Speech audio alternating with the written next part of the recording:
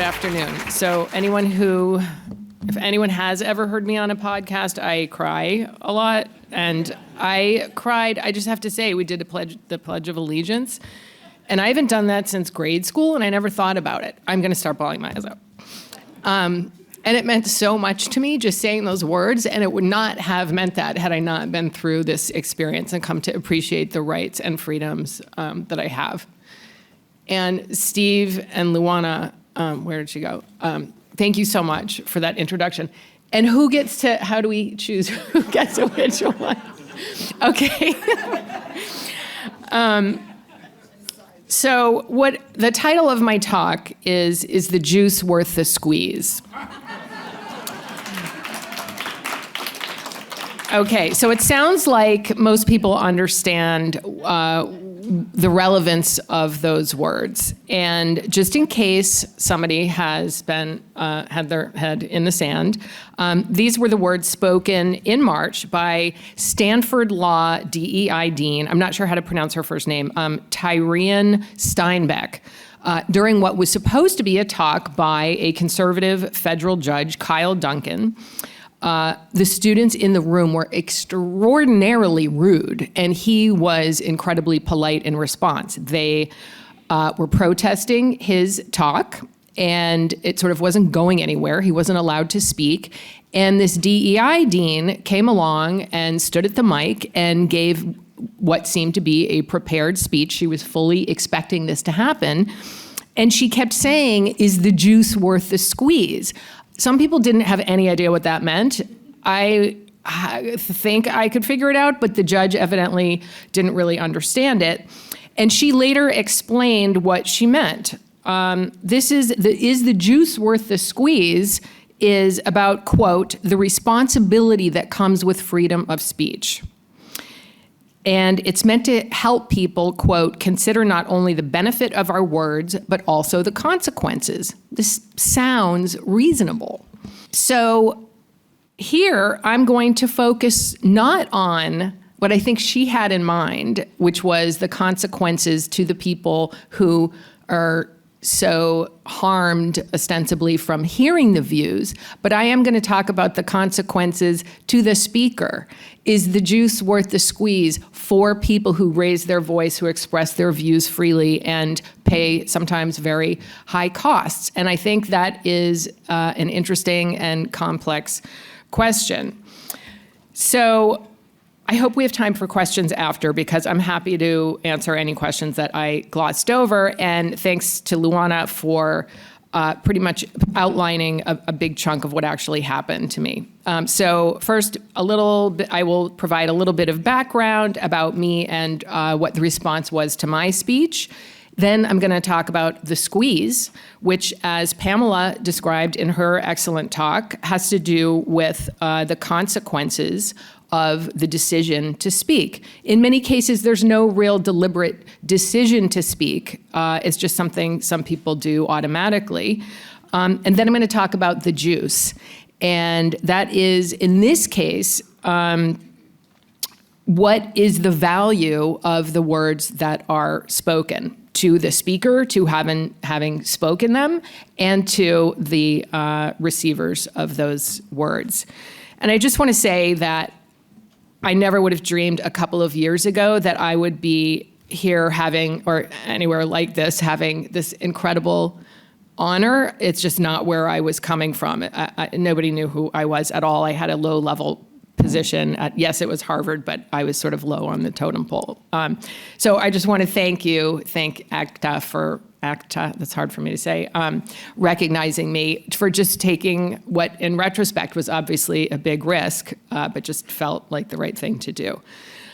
So just a little bit about what I've been doing lately. For instance, I was recently invited by Quillette to write an article on chess. And the reason is because a new ruling came out by FIDE, which is the regulatory body for international tournament chess. And the new regulation is that trans women are not allowed in the female category in chess. So this was a shocker to a lot of people. First of all, that chess has a separate female category. It's not totally clear. We understand in sports, like physical sports, why there are separate categories for males and females, but it raises some interesting questions. Why is there a female category? And why should trans women be excluded? So one of the reasons that women might not be as good as men is because the pregnant women just drop out when they have their babies, right? And they don't compete as intensely. I'm sorry, I just now said pregnant women. And which implies that only women can get pregnant. And I most sincerely apologize to all of you. I'm sorry. It was certainly not my intention to offend anyone, and offending people is the worst thing that I could do. Okay, those were not my words, but they were actual words spoken in a UCLA medical school by a medical school professor in his class to his students.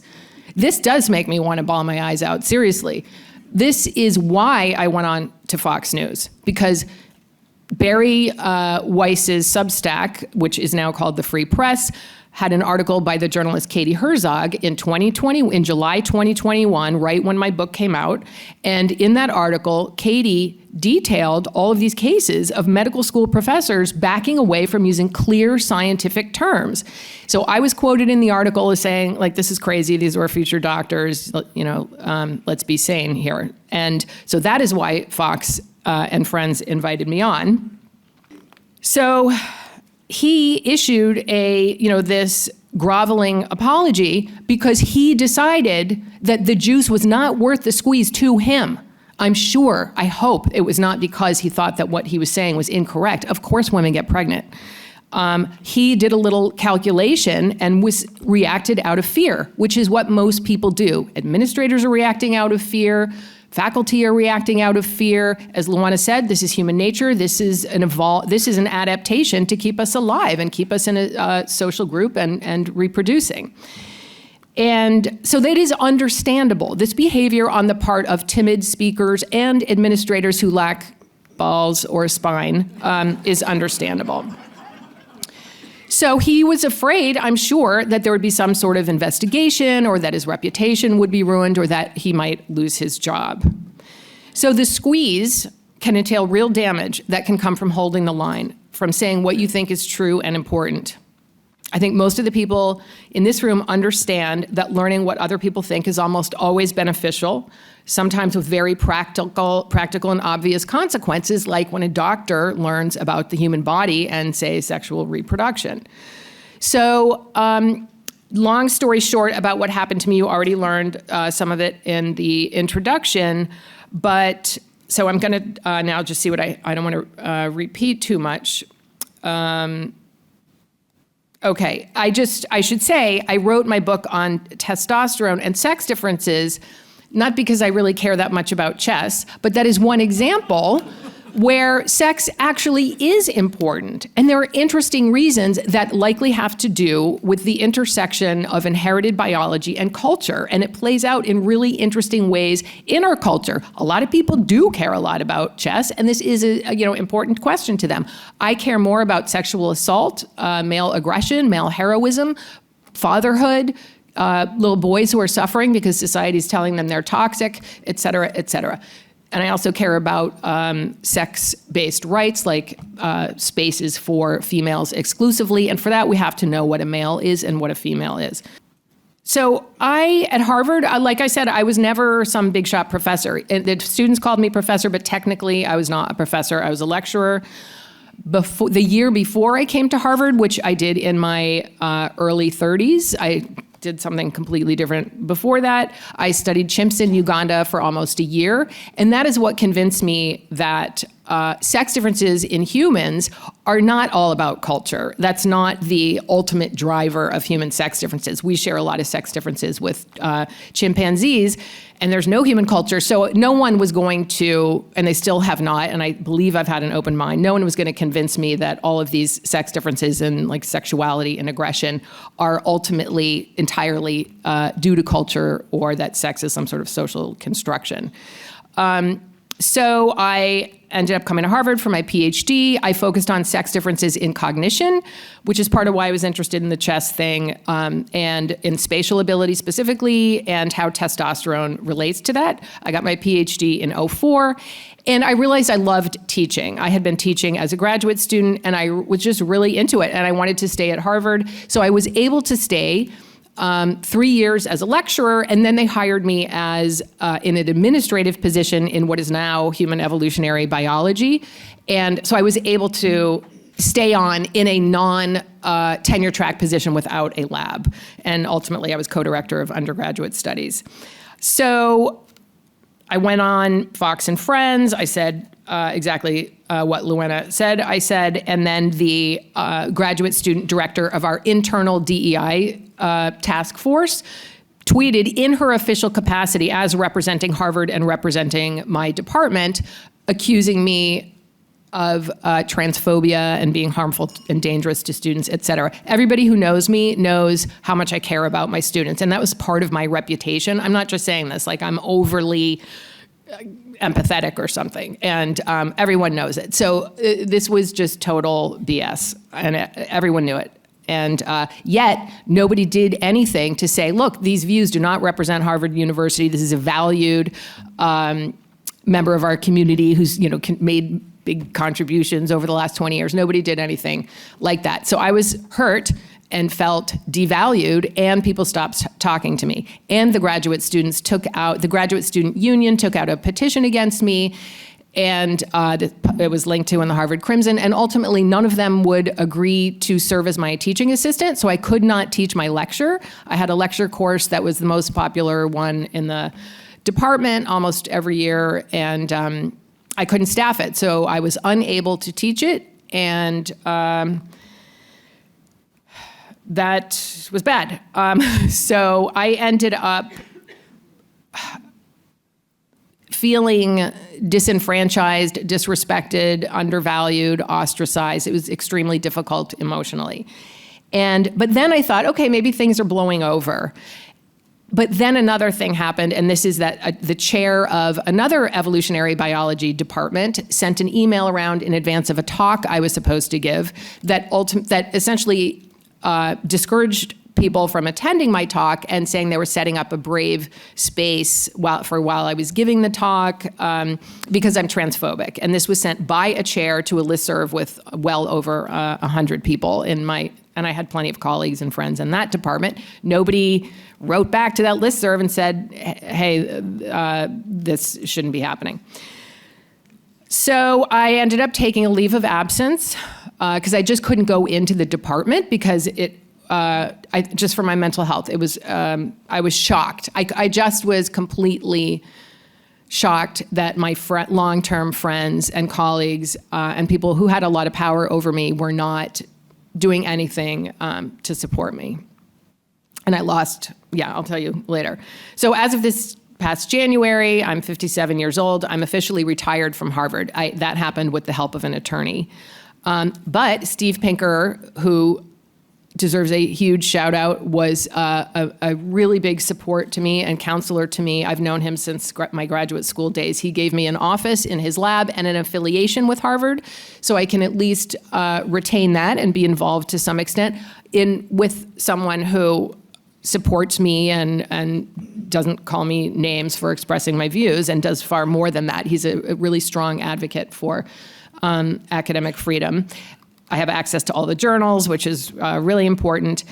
And I was also hired by the American Enterprise Institute. And so far, they've been wonderful. And I can't wait to get to know more people there. So I just want to pause. I think I have like 5 or 6 minutes left. I just want to pause to recognize some of the people who carried me through this ordeal. Some of the people, there's so many more. And I also want to say that if you know anyone, even if you disagree with them, who is going through anything like this, one little email makes a huge difference. And I cannot name everyone who did that for me. But some people who did more than that, Jeff Flyer, Emily Yaffe, Christina Hoff Summers, Robert George, Harvey Mansfield, Dan Gilbert, Luana Majora, Jerry Coyne, Joshua Katz, Jonathan Rausch, Steve Pinker, Dorian Abbott, Coleman Hughes, Helen Joyce, Abigail Schreier, Kathleen Stock, Julie Bindle, Riley Gaines, Harry Lewis, Greg Lukanioff, and my family and friends. And these are people who came out and in some cases risked their own reputations to a certain degree. And Pamela Paresky here too. And so Joshua Katz in particular, who I know wanted to be here and couldn't, he was amazing and just reaching out to me early on and supporting me. He gave an interview where he summarized his motives for speaking out and the consequences. And he said, enough is enough. I have to do it, and my life has never been the same. That's how he made his decision. He just got fed up and he spoke out and he paid a huge cost. So the squeeze can really hurt. I love teaching and my students, the intellectual and spiritual rewards that come from that, my colleagues, my big office, my title, my speaking opportunities, my salary, that all that was great, and all that is gone. I lost my good reputation, at least I felt like I did. In front of the world, I was judged harshly. In newspapers, online newspapers all over the world, literally, called transphobic, told that I'm a bad person, told that I'm on the wrong side of an issue in terms of facts and morality. I'm dangerous to students and dangerous to trans people and just a dangerous person. I lost friends. And I suddenly felt like an outsider for having the wrong views. People I counted on, trusted, worked for, believed in, thought I'd be friends with forever. Sorry. People have had it much worse. I feel a little foolish for getting so upset, but a lot of people had it much worse. Either failed to support me or even attacked me and shunned me, told me to keep my mouth shut. Who were these people that I thought I knew? So that was really hard. It's sort of learning the truth about people you trusted who behaved atrociously. That's been still, that messed with my head. And ultimately, who am I? I felt like I lost myself. And I questioned everything. Am I a bad person? Am I wrong? Am I crazy? Why did thoughtful, smart people who I cared about and trusted turn on me? And I did indeed start to feel like I was losing my grip. So how could the juice be that good, right? Worth all of that pain and loss. So Eric said during his speech, Eric Smith, who won, last year?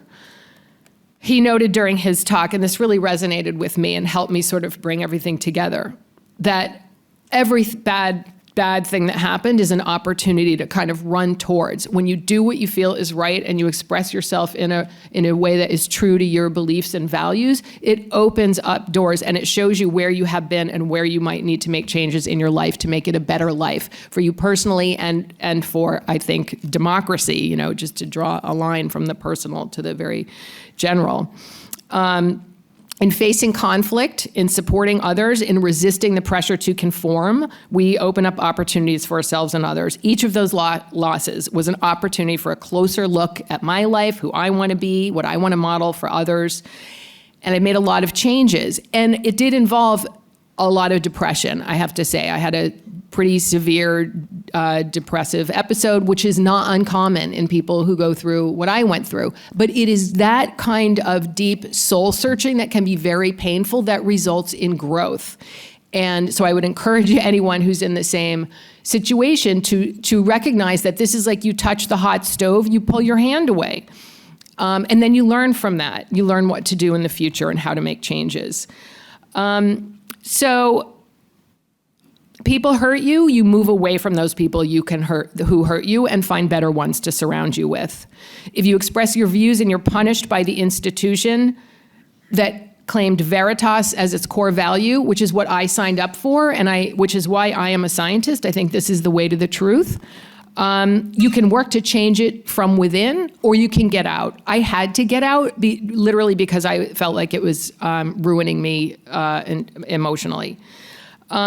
You want to be in a place, and you can find a place where you have more freedom to express yourself and do the kind of work that gives your life real meaning. And one other thing that I want to mention, because this has come up now, is that my case was one of the inspirations for the Harvard Council on Academic Freedom. And I'm no longer employed by Harvard, so I shouldn't really be on the council, but I'm right in the middle of it, and I'm very active in it. And someone else mentioned, I think from UNC, how many emails there were right in the middle of the crisis that happened on campus around Israel and Hamas. And I was right in the middle of that at Harvard.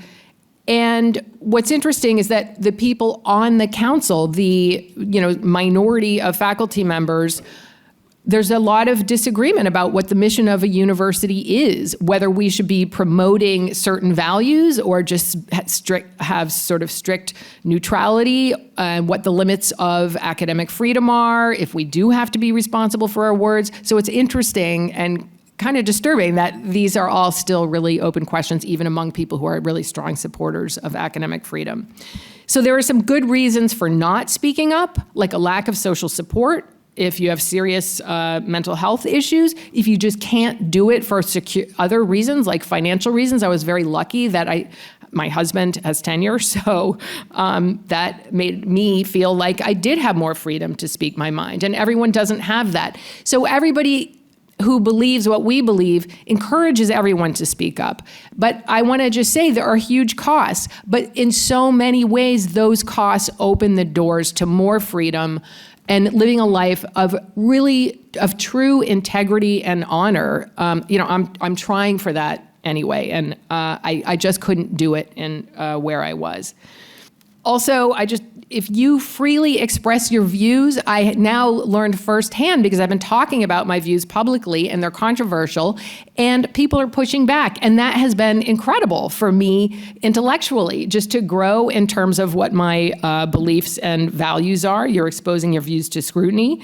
You're able to find out if you're wrong. And it's great to know if you're wrong when you're going around expressing your views publicly, because you can update those views. And when you speak out, you're letting others know that they are not alone. And that is so important, because we need numbers. The more people we have speaking out and the more viewpoint diversity we have, the more it will encourage other people to speak out, because they're not going to feel like they're terrible people holding these, immoral views. So I think that's really important. I will just say, from the pain of this squeeze, I've come to appreciate that I took freedom and democracy for granted. And I really don't anymore. And I feel incredibly lucky. So squeeze away and speak your mind and support others who are doing the same. The juice is sweet. Thank you.